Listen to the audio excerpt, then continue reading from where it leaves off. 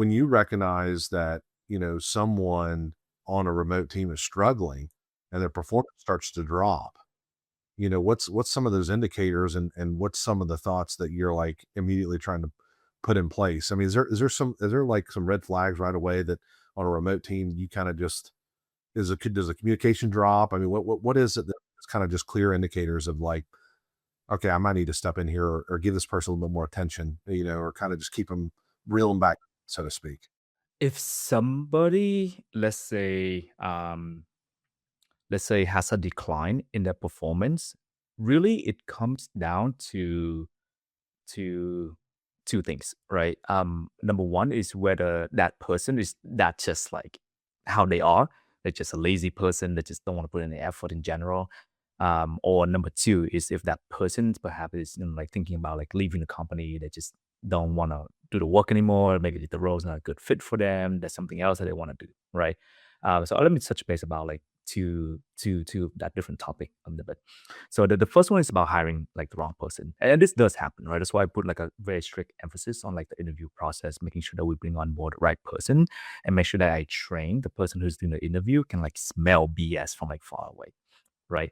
So when it comes to like not a fun topic, but when it comes to like firing an employees, the rule of thumb for this is this. There's a couple quote unquote checkpoint for our employee. And the checkpoint is 3 week, 1 month, 3 month, sorry, 3 weeks, 1 month, 2 months, and then 3 months. So 3 weeks, 1 month, 2 months, 3 months.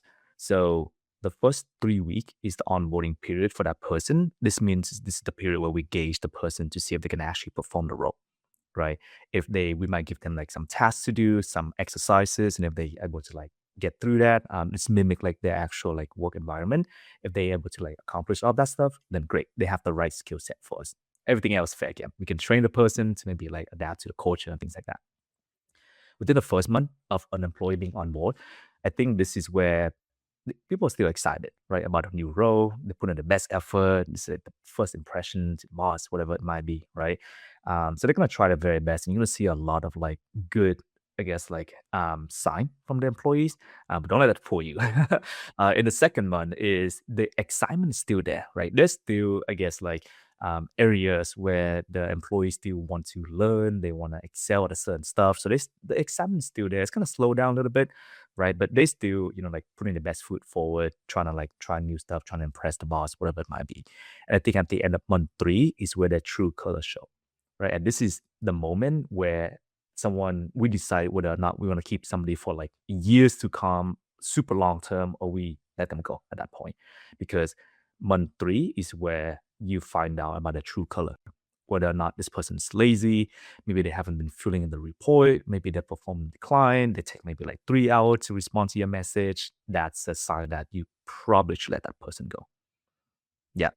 So the firing period is for us is 3 weeks to make sure they can actually do the role, and then 3 months to see if they are a good, I guess, like good ethic employee, basically. Um, so that's when it comes to like firing people. Now, let's say if they pass through the 3 month period, and let's say they are like an exceptional, an A players for us, right? And some reason their performance decline, right? This is where I'm talking about. Like, let's say like they've been with us for like 1 year, 2 years. Obviously for an employee, if they don't see any growth, if they don't see like any kind of like career path for themselves, like 1 or 2 year, like everybody get burned out, right? They start looking for new role, that kind of stuff. So if we see any of those signs, like after like 1 or 2 years, we obviously assess to see whether or not they're going something like personal. Yeah, first thing really just to kind of see, like why that is, right? Whether or not they're having some issue on the personal side. And really, I think there was a framework from Alex Hormozy about identify like why somebody's not performing. It's really about like what, when, why, or how, or something like that. So you start with the how, right? Like, hey, you're not doing this stuff that that you're supposed to be doing. Like, like, like how is like, do we give you enough resource to perform that task?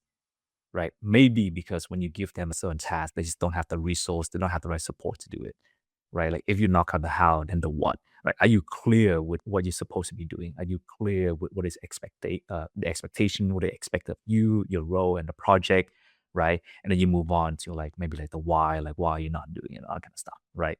Um, that's like a whole framework. You can look it up from Alex Hormozy, but we go through like that whole entire assessment. And if the person is kind of like, things good, I'm doing good, nothing's going on, they don't want to share anything. Yeah, like you guys give enough support, we get enough documentation, but the stuff's not getting done.